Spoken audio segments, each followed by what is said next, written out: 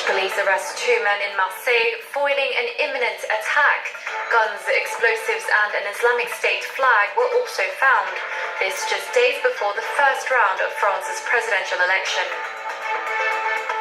And Venezuela braces for a massive opposition protest against the country's spiraling political crisis.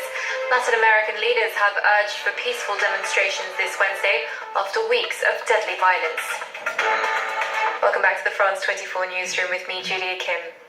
First, after vowing she wouldn't hold a general election until 2020, Britain's Prime Minister made a surprise U-turn on Tuesday. Announcing a snap election for the 8th of June, Theresa May said it was the only way to ensure strong parliamentary support as Britain faces 2 years of exit talks from the bloc. While EU officials have echoed May's hopes, negotiators had been concerned that division amongst MPs over Brexit could hamper a deal. It's a dramatic U-turn from a leader who had said she wouldn't hold a general election until 2020. But emboldened by strong popularity ratings and a profoundly divided opposition, and galvanised by the momentum of Brexit, Theresa May decided to hold a snap general election in just over 7 weeks' time. Britain is entering a period of great uncertainty ahead of the Brexit negotiations, and announcing the surprise general election, the Prime Minister tried to position a vote for her Conservative Party as a vote for stability. Britain is leaving the European Union, and there can be no turning back. And as we look to the future, the government has the right plan for negotiating our new relationship with Europe.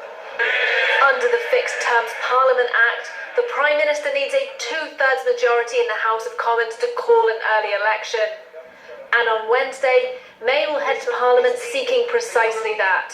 And if polls are to be believed, she's heading for a landslide victory. A Comres poll on Sunday gave the Tories a 21-point lead over Labour.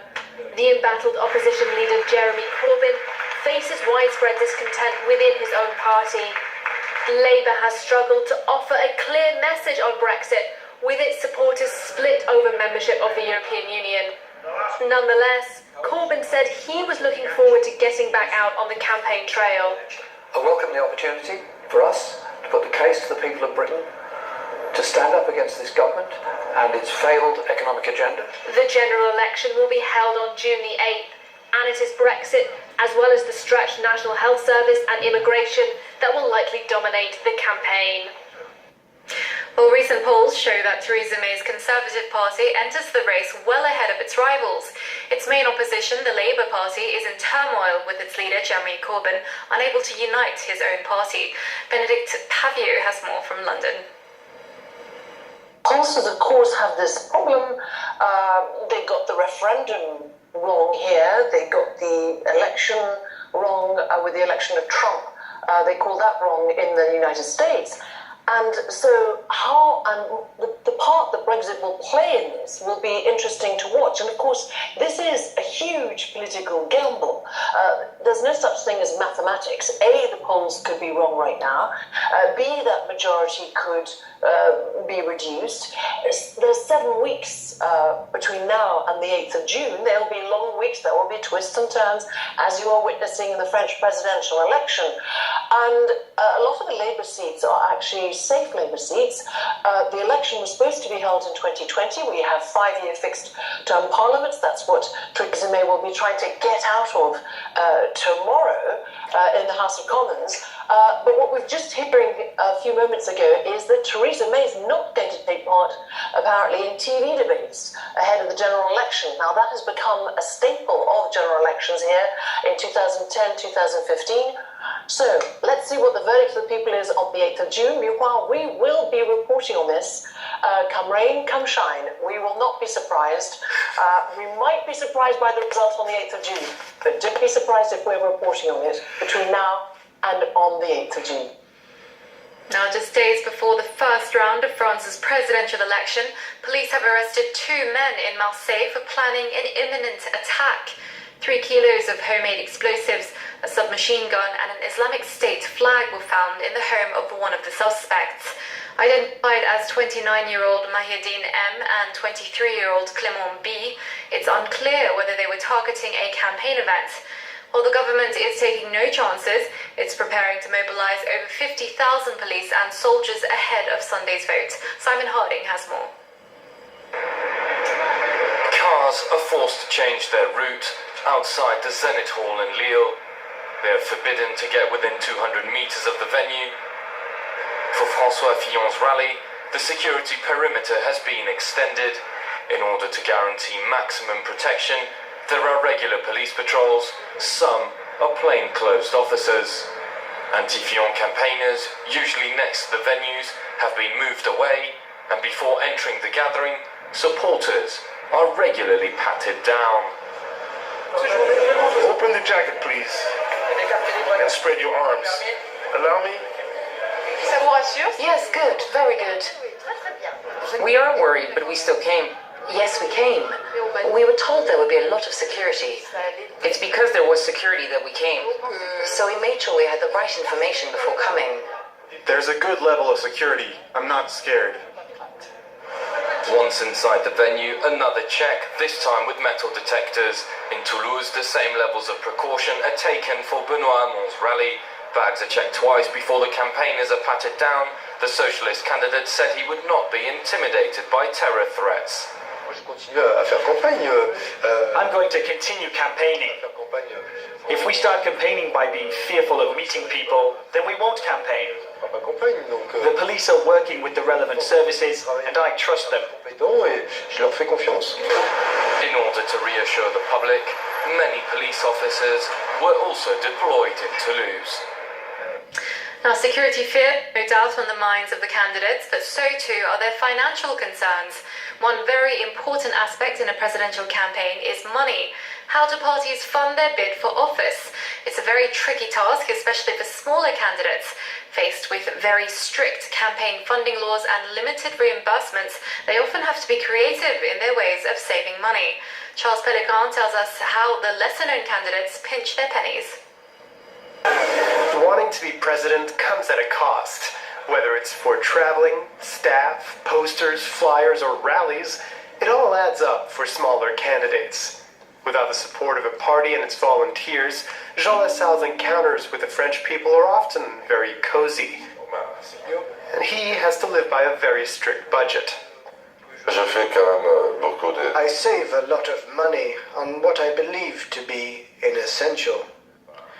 I don't buy new clothes, and as for food, I eat bananas, so that's not very expensive.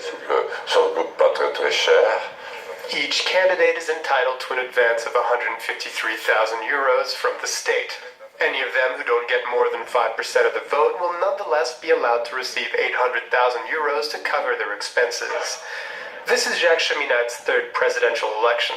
He knows exactly what takes priority. Instead of huge rallies, he opts to meet people directly, for instance, just outside a train station in Paris's suburbs. His budget for this campaign, 400,000 euros. You count every dime and every expense. Sometimes I'll share a room with a fellow activist. On a good day, I'll get a room in a roadside hotel. Nathalie Artaud also keeps an eye on her expense sheet. You need to be able to go out there and defend your ideas. And money is essential. We're very aware of that. With the help of some workers' struggle party volunteers, their rally in Lyon cost 7,000 euros, which includes the lights, sound system, and video system. A few days later, Philippe Poutou and his new anti-capitalist party rented the same room but decided not to have lighting or video. He only spent 400 euros. We're on a very low budget because 800,000 euros is nothing compared to the other campaigns, but it's enough for our posters and flyers. Poutou and his fellow outsider candidates can count on receiving equal airtime in the media, however, as required by French law. Some 9,000 people were rescued in the Mediterranean Sea over the Easter weekend. That's according to the International Organization for Migration. 35 vessels were deployed to try and salvage migrants, most of them floating in horrendous conditions. At least 900 people have drowned since the start of this year. Simon Harding reports. 8,360 people rescued at sea over Easter weekend. Numbers which have highlighted a new wave of migration from sub-Saharan Africa towards Europe, and in particular Italy. The United Nations are trying to find solutions to the situation. The sheer amount of people arriving is making it difficult to save everyone. This was an overwhelming search and rescue activity by all sides involved. Yes, we repeat our calls on Europe, on the governments, to be out there saving lives. Saving lives is the strength of humanity, not its weakness. So we need to be seeing people being saved. Experts are saying that the peak in migration has been caused by the good weather. Now that winter is over, organisations are bracing themselves for fresh arrivals. Italy and Greece have welcomed the bulk of migrants, with the UN Refugee Agency claiming 41,713 people have arrived by sea as of April 18th.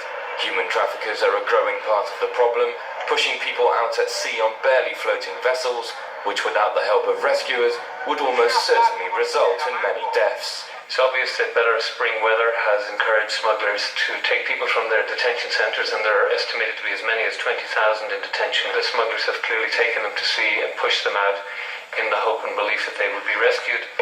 But sending them to sea in extremely unseaworthy, flimsy rubber vessels with motors, etc. NGOs have repeatedly attacked the European Union, claiming they are not doing enough to rescue migrants and letting people die in the Mediterranean. However, officials from Frontex and the Italian government have suggested that the NGOs have created a pull factor, encouraging people to undertake the perilous journey.